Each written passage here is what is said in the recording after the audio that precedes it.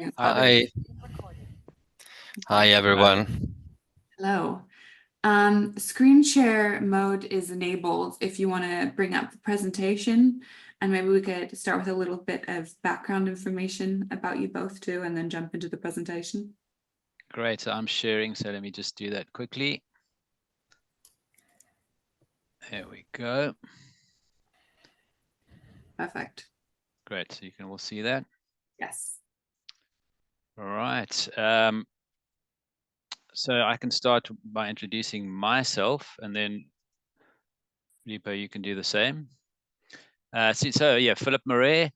Um, I have been in the startup ecosystem now for more than 20 years. I've been involved in the venture capital industry, technology transfer from universities, running business incubators, and currently I am the global leader of the OVH Cloud Startup Program.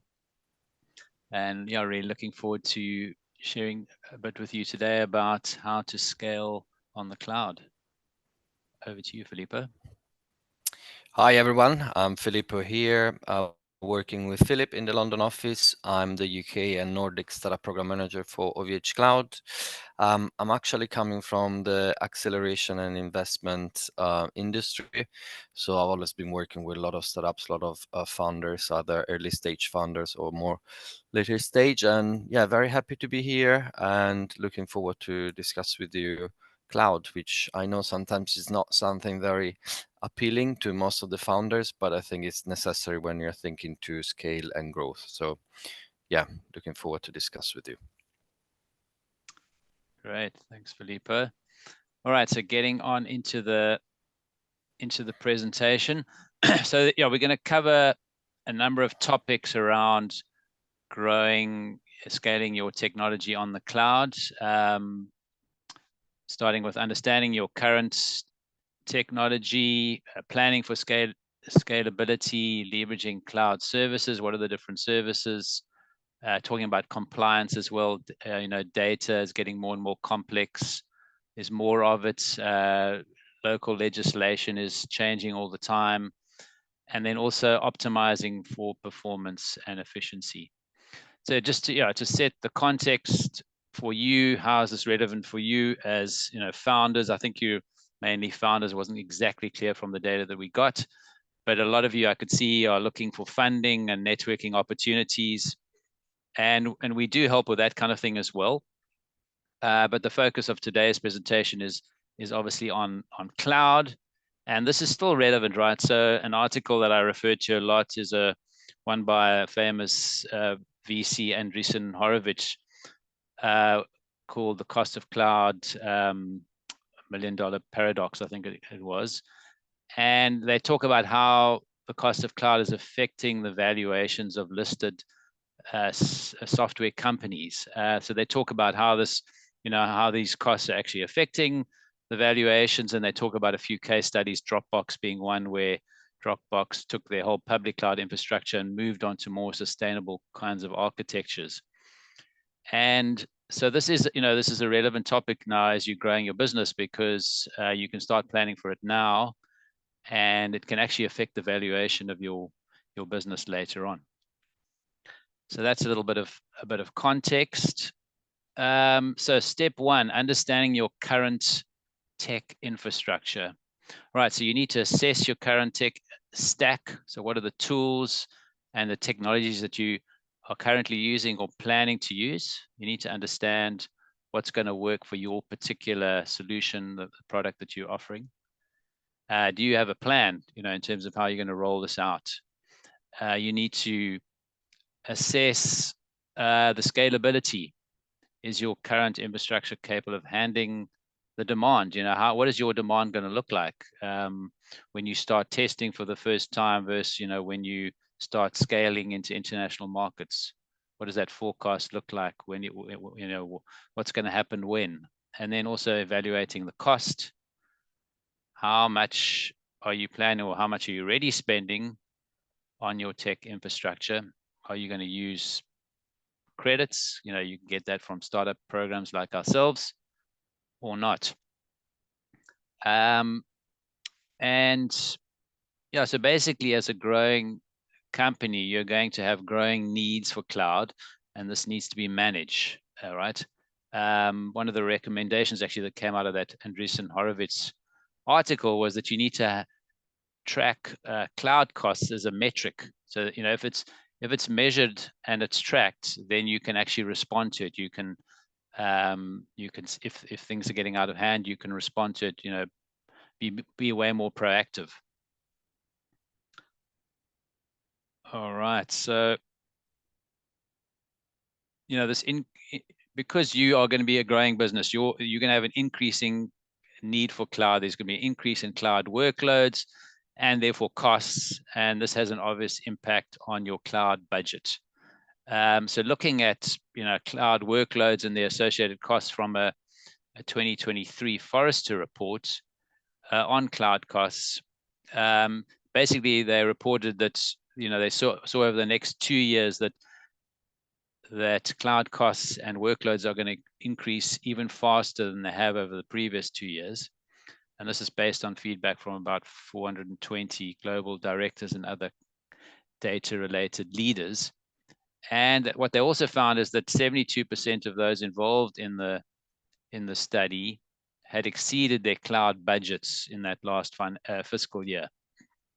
Some of the things that they cited as factors for driving up the costs of cloud were things like excessive storage, bandwidth overconsumption. So that's bandwidth is the amount of data that's going to and from the cloud based on your customers and others engaging with your solution in the cloud, right? And then also inefficient cloud architecture. So you can see kind of the percentage of people who cited these as being the factors for driving up the costs.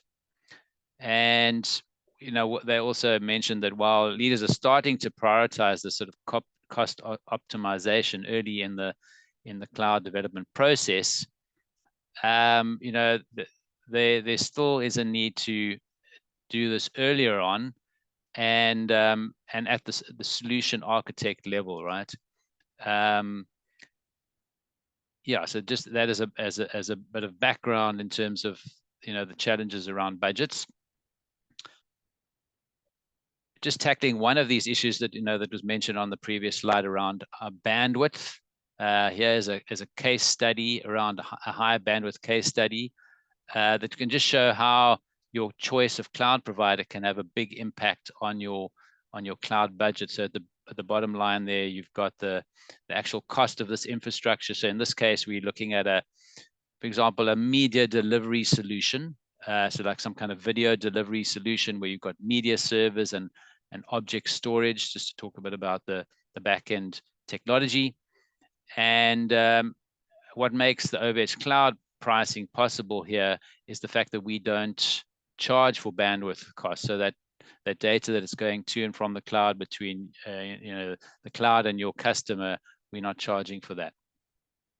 All right, and I'll leave you to try and guess who's who there in terms of the other providers. So this is actual data from a tool called cloudeasier.com. You can actually set up an account there and use it to do price comparisons between cloud providers. All right, so next step, planning for scalability. So you need to set your growth targets. What are your short and long-term growth projections? You know, both obviously in terms of the business as well, then, and how that impacts on the cloud. What are your scalability requirements? What are the key components of your infrastructure that need to scale? So some parts, you know, will need to be able to respond to a growing customer needs, and others won't, right? And you can use different cloud solutions for the parts that need to scale rapidly. If you have a sudden boost in demand, and then you use different technologies for the parts that don't. And then multi-cloud. So yeah, multi-cloud resilience and risk management. So do you have a multi-cloud strategy in place? And I'll talk a bit more about this in the coming slides. Do you have a risk management strategy in case of an outage? So, you know, being in multiple locations on the cloud so that you're redundant. All right.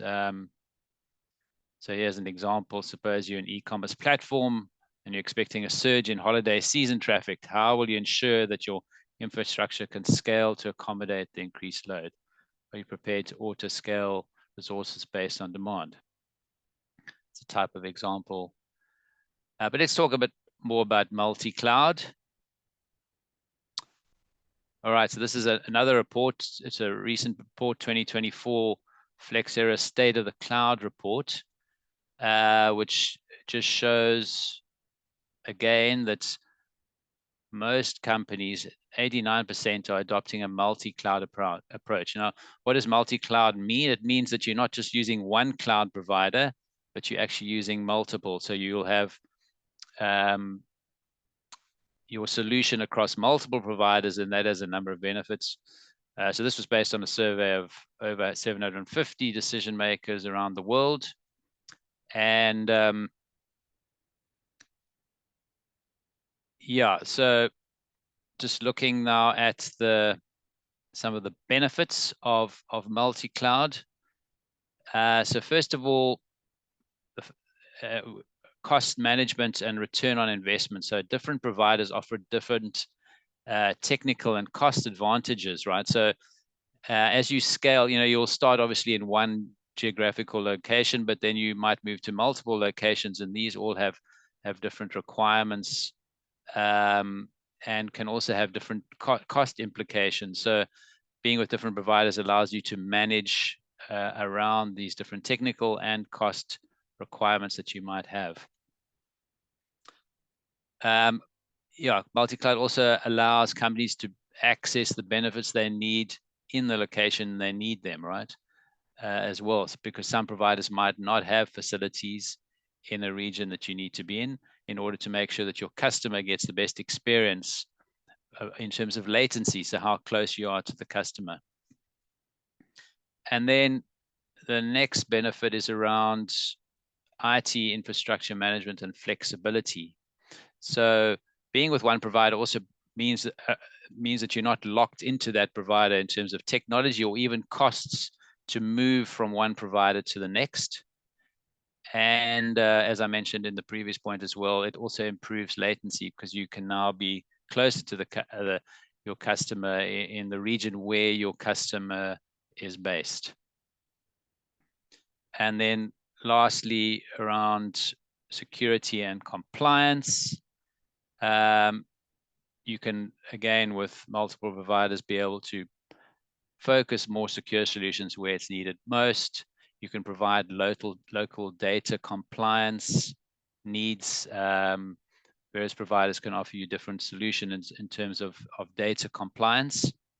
And then also disaster recovery. Now you're not only in multiple locations, but you're also with multiple providers. So it also reduces the risk if any one data center or provider has some kind of outage. All right, so moving on now to step 3, leveraging cloud services. So what cloud services are available and suitable to your startup's needs? There are 3 main types of cloud solutions on offer. There's bare metal servers. That's literally what we'd call infrastructure as a service, where you rent effectively a whole machine from us as a cloud provider, and then you build on top of that. That kind of gives you the most flexibility and price performance benefits. But you have to do the most management on top of that. Then there's private cloud, which is really clusters of these bare metal servers managed with a kind of a hypervisor layer. And that, again, gives you a lot of flexibility and also redundancy and networking kind of benefits built in. And that's, again, dedicated hardware. So it's private cloud because it's dedicated to you. No, it's not shared hardware. And then the last one, which is the one that is most associated with cloud, which is public cloud, which is where you share hardware, but you still get the performance is guaranteed. But with public cloud, you also get a lot of managed services. So a lot of services are then available for you and managed on your behalf, whereas with a bare metal option, you have to do most of the management yourself. So that's just a very quick overview of the types of cloud solutions available. We offer all three of those options. Cost analysis: how do the costs of using cloud services compare to maintaining, for example, on-premise infrastructure, or one of these three options that I mentioned? And then flexibility and scalability: how can cloud services help you scale your infrastructure on demand? Yeah, so you need to evaluate the different cloud service providers and their offerings to find the best fit for your startup's needs. And a great way to do that can be with a startup program like ours, where you get the free credits, which allows you to get some technical assistance and some free credits to to really find out what works. And yeah, then expanding on the point of vendor lock-in that I mentioned previously, this means avoiding proprietary software, which some providers will provide, and also adopting open source software, or at least market standard platforms and APIs. And again, we all the solutions we often offer are fall into these categories, so that you're very flexible in terms of your tech stack. And this is so important for you as a startup. When you're launching, you want to have that flexibility. You want to be agile. You want to be able to change your tech stack quickly and not be stuck because of a particular proprietary technology. And if you are adopting these types of technologies, you are also already multi-cloud ready, because you can then use these open standards platforms on other cloud providers without having to adapt your software in any way. And then, other things to look at in terms of lock-in is to make sure that you have flexibility in terms of pricing, monthly contracts versus hourly billing, for example, and also no fees if you have to transfer your data, from one cloud provider to a next. All right, so then at this point, I'm gonna hand over to Filippo to talk about compliance. Yes. Compliance is not always a topic of something that it really interests you early in your phase, because you might be focusing on raising money for your next round or validating your product, but it's necessary and very important to think very early about the kind of data you're going to treat, the kind of customer that you're going to go after, the markets that you're going to operate in.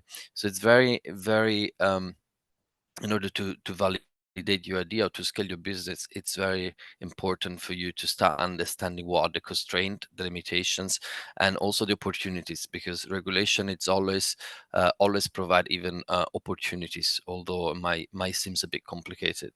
So you have to think about, for example, data protection, how you're going to ensure your data privacy, GDPR especially, and especially how you're going to do this within the cloud environment.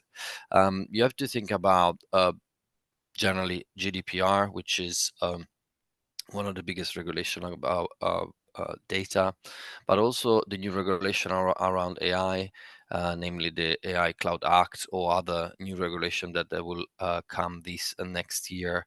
DORA, for example, is another regulation. ESG reporting, not now, but maybe in the future. And then also industry-specific regulation. For example, if you operate in healthcare, how you're gonna plan to have all the certification that you requires to have in order to treat sensitive data. Or if you, for example, you're planning to expand to the US, how you're gonna get the HIPAA certification.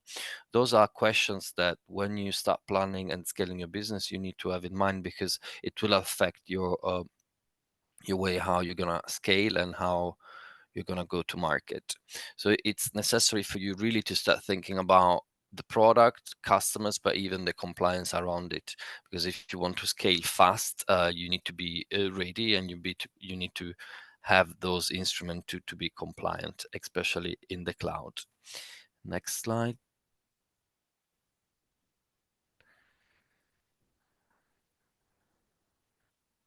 One thing about cloud, again, it might seem not very important at the beginning, but when you have your data in a cloud provider, the data are subject to the headquarter location of your cloud provider. So for example, if your cloud provider is an American cloud provider, then the regulations that they applied initially are the Cloud Act, which is a formal legislation in the US, which is somehow it's not really aligned with the GDPR and Privacy Shield in the EU. So there's always some sort of gray area in GDPR data protection. So you need to select a cloud provider that will allow you and your customer to have those kind of requirements in terms of compliance. Certain, for example, institution accept only companies that they treat their data not only in Europe geographically, but even on cloud computing companies that are headquartered in Europe. So you need to watch out on this specific if you are operating in specific areas like, I don't know, healthcare, public sector, or even some areas of AI. Next slide, Philip.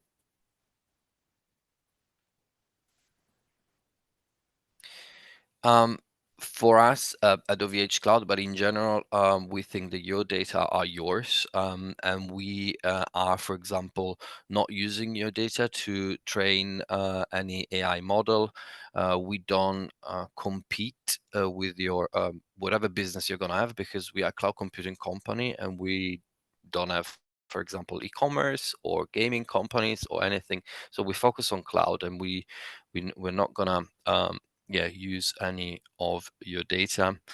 You can select where to store your data, and then you're gonna have the highest data protection standards with all the different ISOs, all the different um, certification that we can offer in specific sector like healthcare.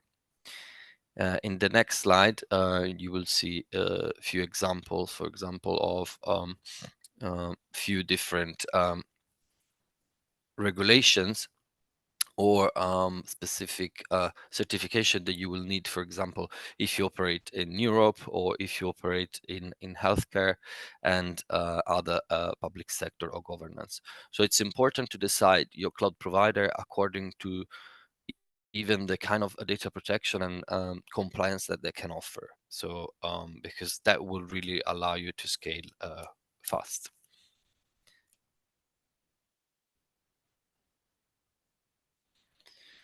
And then on the optimizing performance and efficiency, what you need to do is always you need to monitor and optimize your cloud infrastructure, and also you need to decide how often.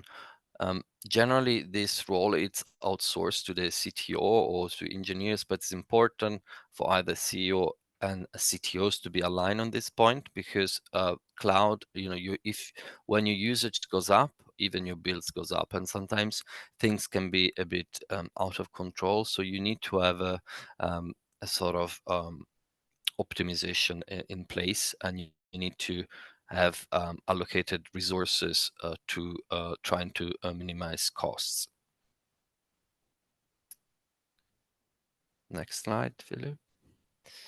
One way that we offer at OVH Cloud, but it's very a good point for you, is that when you're scaling your business and you might need a support in terms of the tech, you might select a specific tech feature that you don't need or a product, or you might not know, for example, certain products, or you might struggle with something.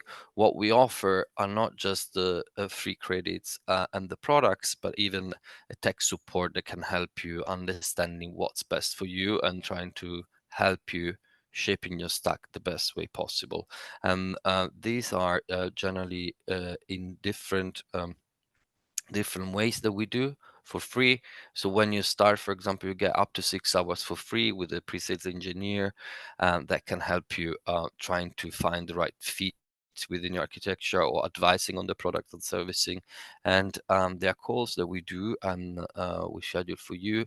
And the aim is really to help you optimize optimizing whatever you want to do on our cloud. And then when you scale, if you're a scale up, you're gonna have access to professional services. Now, these are solution architects, people with a specific knowledge, for example, in AI or other features. And really, with them is having a call with them and trying to optimize again your workflow or your usage. Um, this is a free service that we do for up to 20 hours, and it's very important because we want you to for you to build the best way possible, to build your stack in the best way possible, and that can be cost efficient. And is a free service that we provide to our scale up members. Um, Next slide.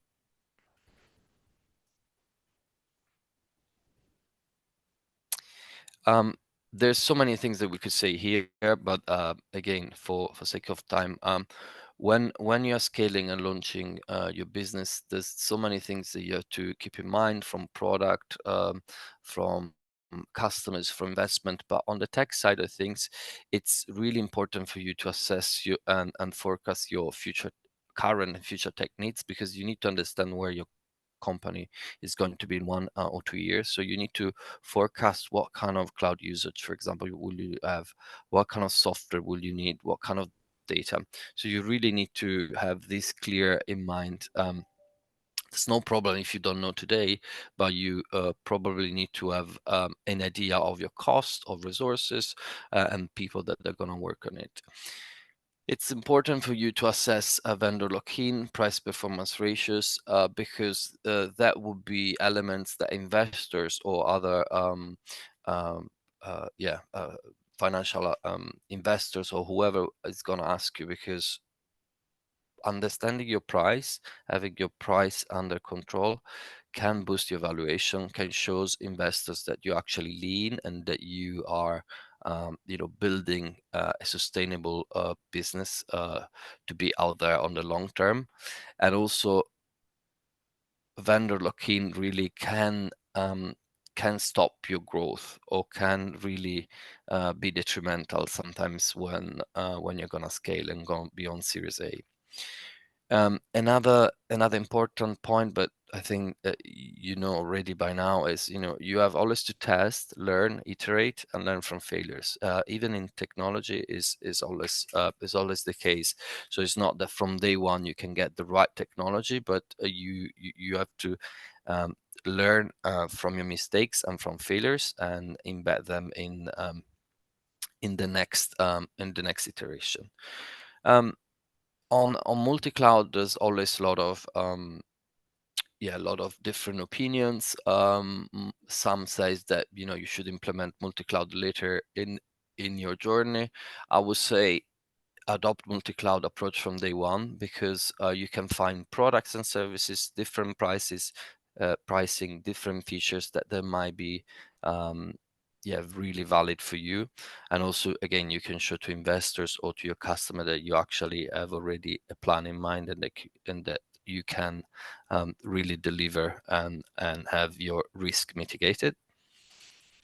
Um, Same point on optimizing your tech resources. Don't just rely on free credits. Don't just rely on overspending.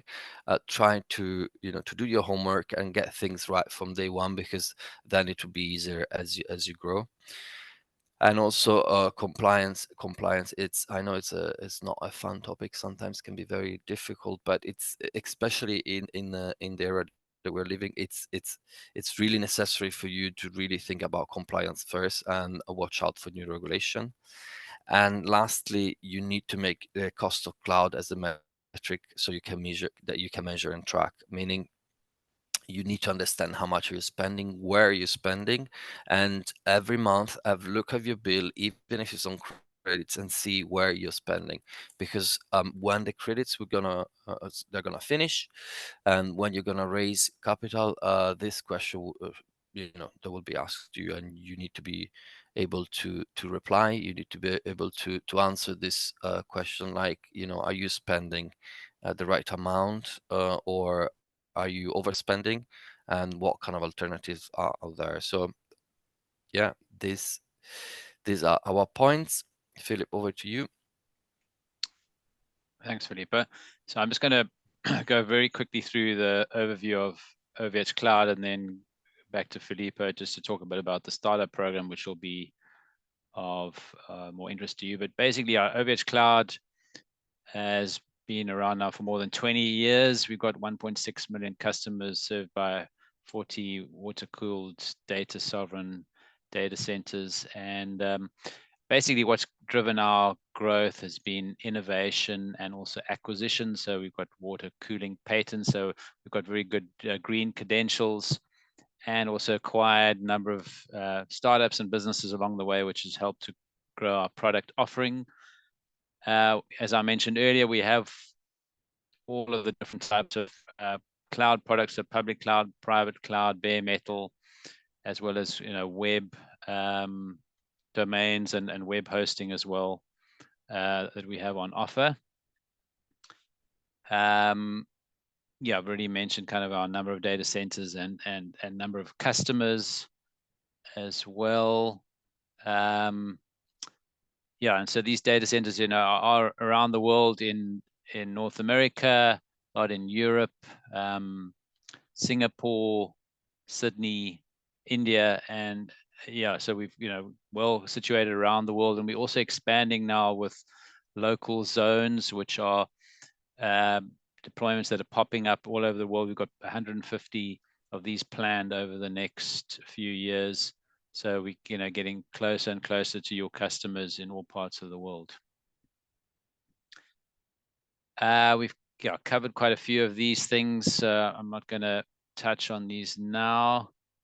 I've mentioned our green credentials. We actually own kind of the value chain in terms of we build our own data centers, even our own machines, which allows us to really control the costs and where they come from, and therefore the carbon footprint, which allows us to be leaders in terms of our sustainability. And we've got some aggressive targets and also ISO standard regulated in terms of our green credentials. We also offer all the kind of leading technologies like artificial intelligence, a complete solution in terms of artificial intelligence, and even a leader in terms of quantum computing with a number of emulators and an actual quantum computer in one of our data centers as well. Right, over to you again, Felipe. Yes. Talk about the startup program. Quickly, the last 3 minutes, finishing with our OVH Cloud Startup Program. If you can go to the next slide. So I'm and me and Philip, we are London based. I'm leading the Northern Europe program. So yeah, I'm here in London. But the program that we offer, it's a global program. So we have team members all across, all around the world, in France, in Germany, Poland, Italy, Canada, etc. Next slide.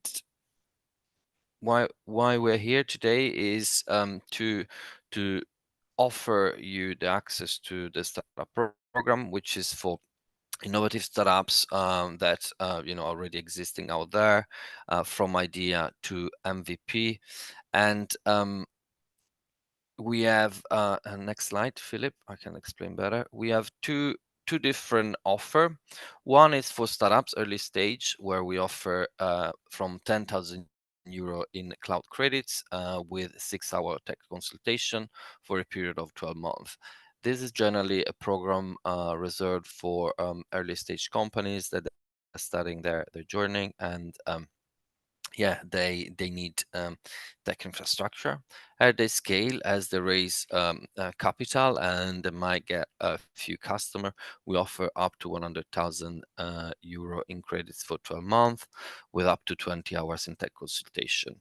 And again, all the credits are valid for pretty much all the public cloud products and hosted private cloud. So generally speaking, for your needs, the credits are going to cover your specific needs that you might have. Next slide. Um, we we offer you the free credits, which is nice to have, and the free tech consultation, which is good. But also we offer more benefits around the credits because we realize that helping you with the 12 month of free runway for free technology, it's fine, but also having other perks like access to market and funding, for example, through different activities, pitch event, showcase event, which is a major event that we do connecting startups and investors, or for example, with another program that we have internally, which is called mentoring for startups, where we pair your startups with one of VH Cloud a team that is going to help you in specific challenge that you might have, or once you start growing in our cloud, and you're set up and everything works well and you're happy, then we do a lot of activities around visibility, from case studies or articles, social media posts. We try to give you more visibility around your business. So we go beyond just the core offer or offering you the free tech, but we want to offer you even more benefits.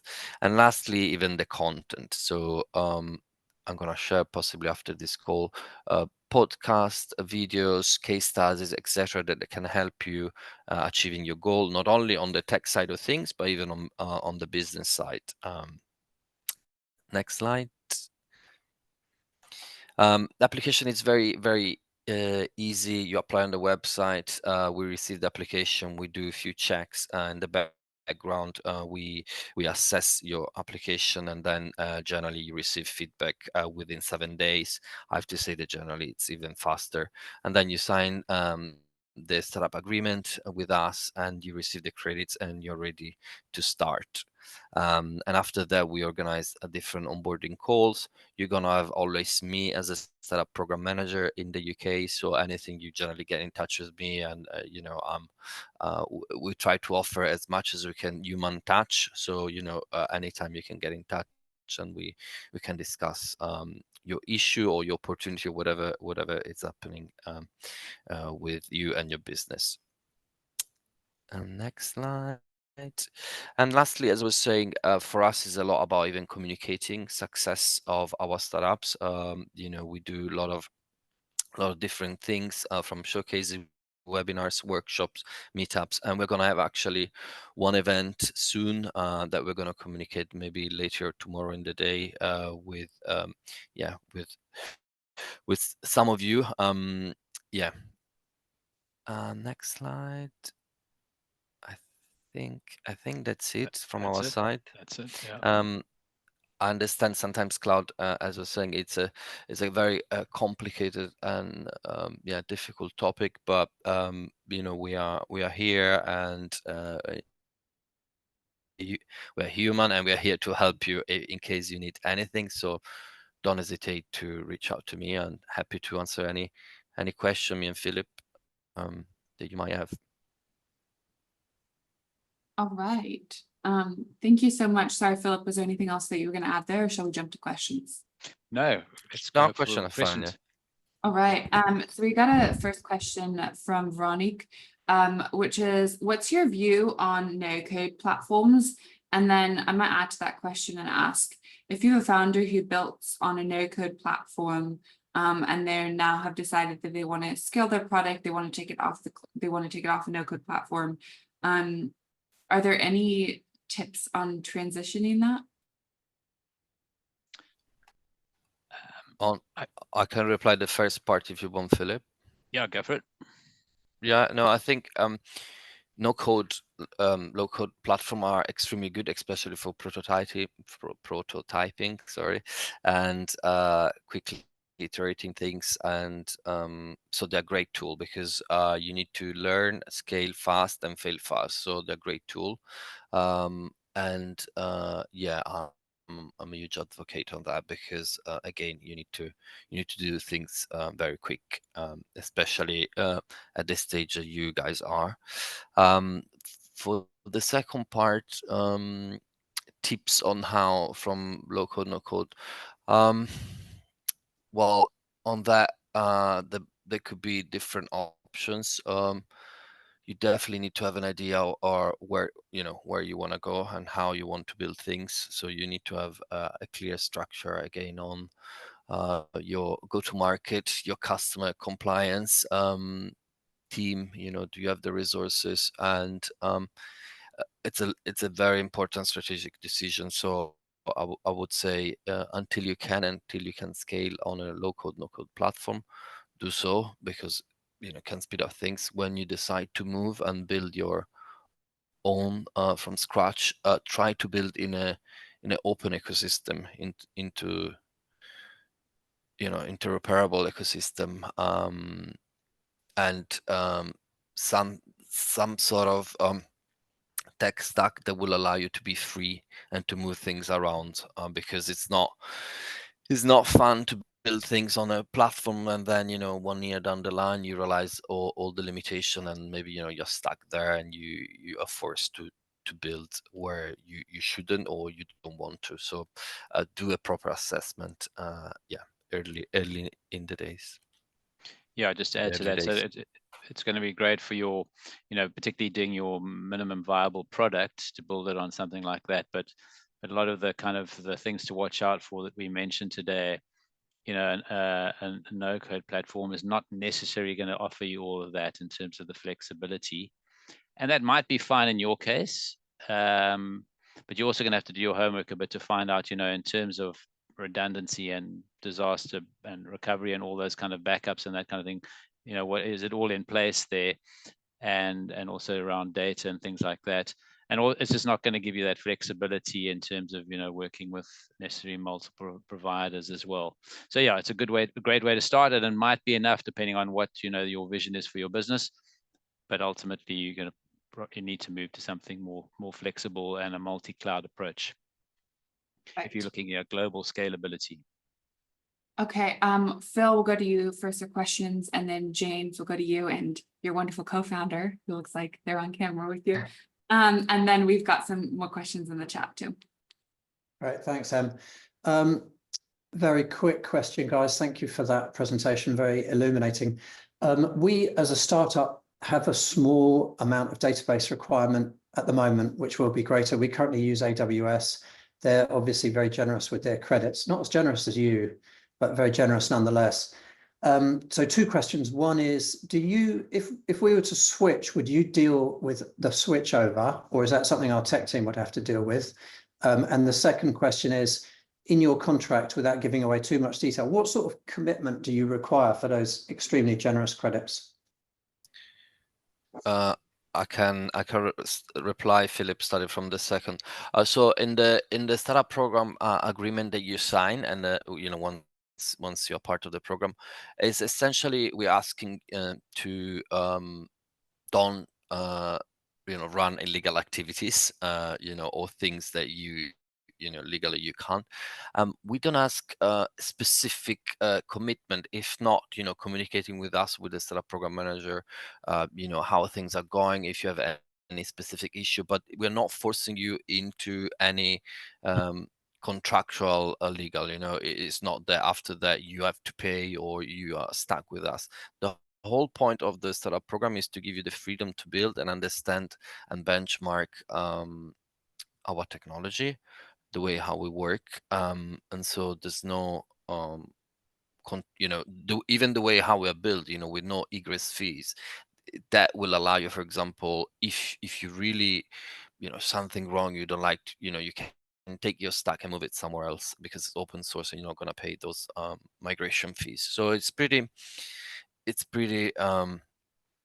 easy. We obviously ask for legal activities to be run on our platform, not blockchain mining, all these sort of things, but also to share with us any milestone, anything that you might have in terms of technology or any issue.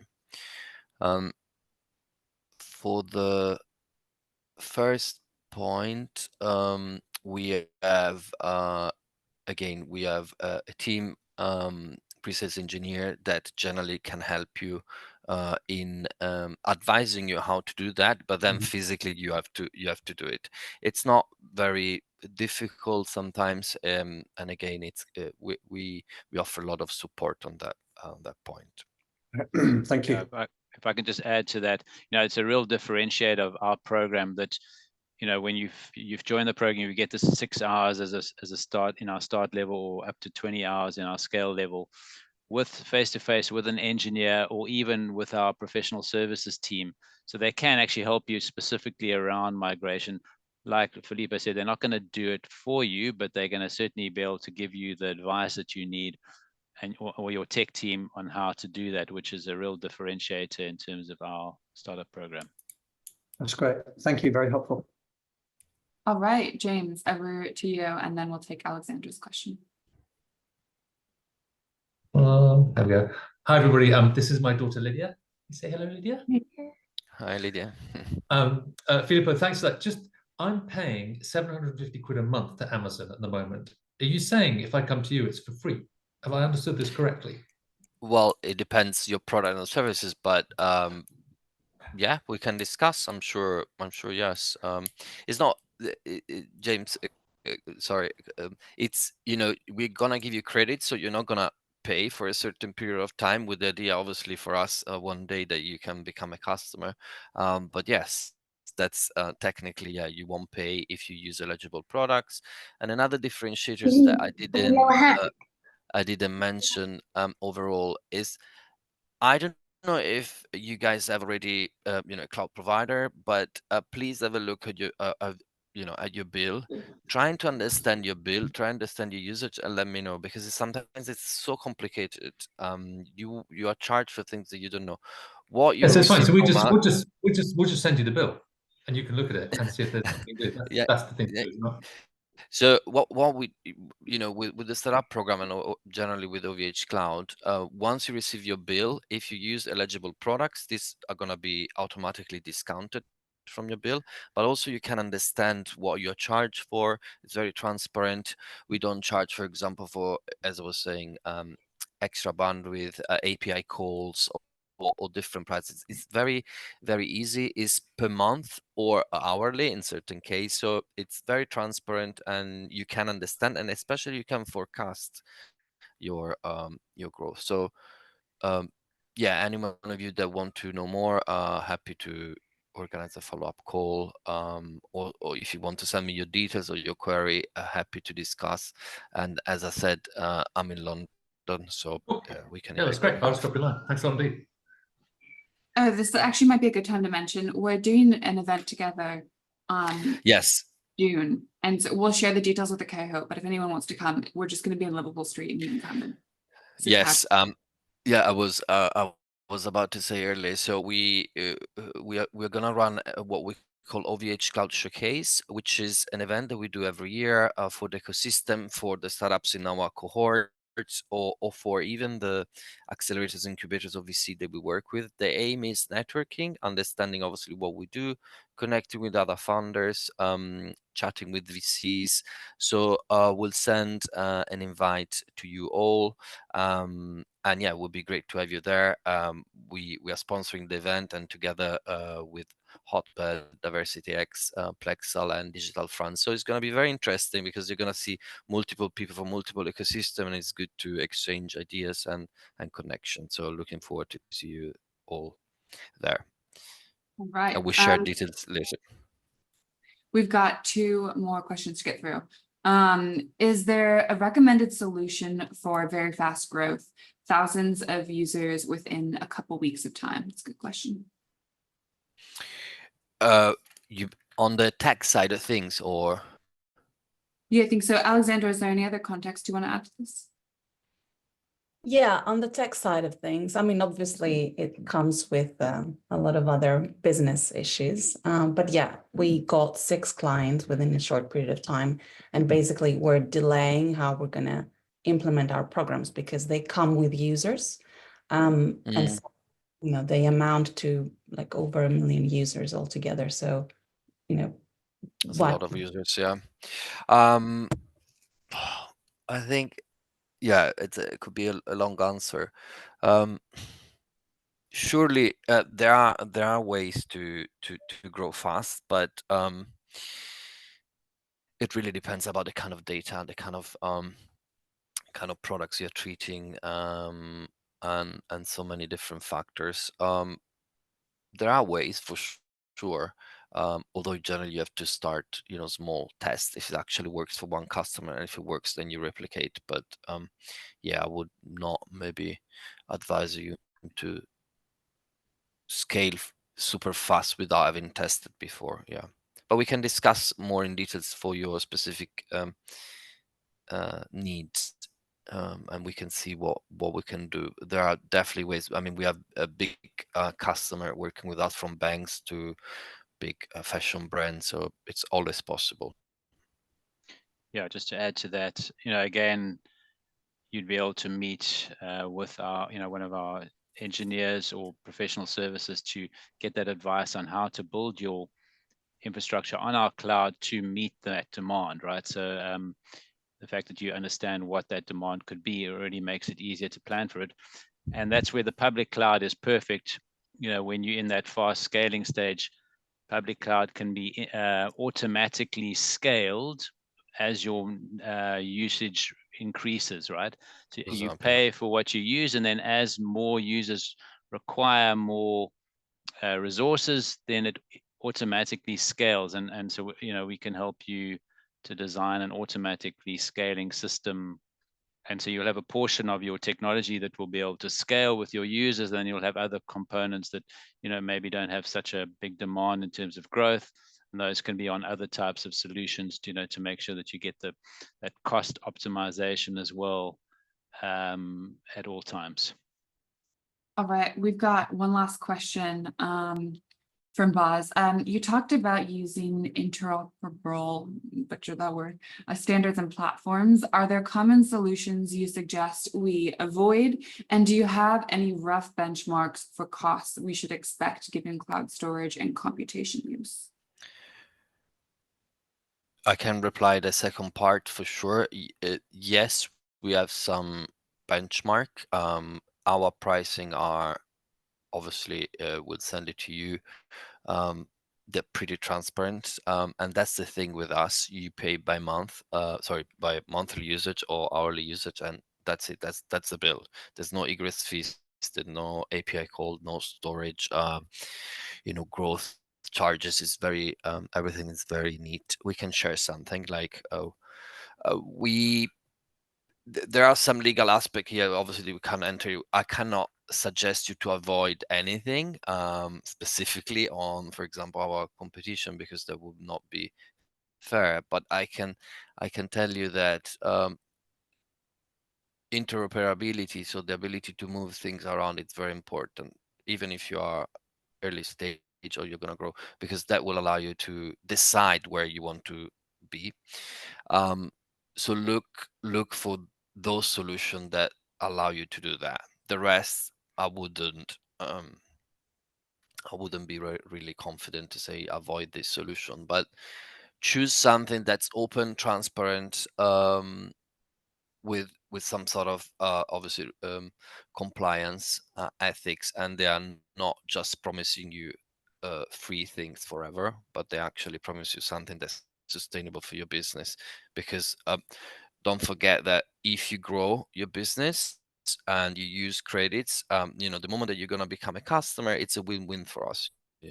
So we want you to succeed, and that's the key. I think that you should look, systems that are really open, transparent, and yeah, we can discuss more buzz on that. According to your solution, we can suggest you a few things, but yeah, I can't suggest now things to avoid, but I have an opinion. Yeah. Baz, is there anything else you wanted to add to that question, or did that cover it? No, not specifically. Yeah, okay, fair enough. Sounds good. Any last questions? We've got like a minute left. Okay, well, we will send out information afterwards on OVH Cloud. If anyone wants to sign up, we'll also share the contact details if you want to get in touch with the team. And then, as I mentioned, we do have an event in June, so we'll share the details with that if for those of you that are based in London. And I just realized we're still recording. Stop the recording. And that